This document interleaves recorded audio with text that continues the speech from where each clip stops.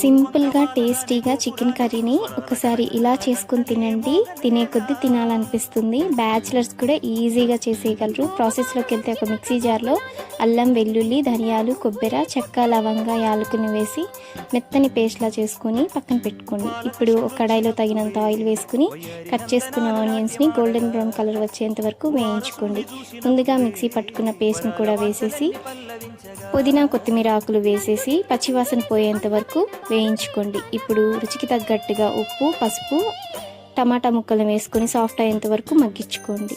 Clean చేసుకున్న chicken కూడా వేసేసి ఒకసారి బాగా కలుపుకుని రుచికి తగ్గట్టుగా కారం వేసి బాగా కలుపుకుని ఒక 15 నిమిషాల పాటు సిమ్లో పెట్టుకొని కుక్ చేసుకోండి. ఇప్పుడు చికెన్ మసాలా వేసేసి ఒక 2 నిమిషాల పాటు బాగా కుక్ చేసుకొని కొత్తిమీర వేసుకొని సర్వ్ చేసుకుంటే చాలా టేస్టీగా ఉండే చికెన్ కర్రీ అయితే రెడీ అవుతుంది. నచ్చితే లైక్ చేసి సబ్స్క్రైబ్ చేసుకోండి.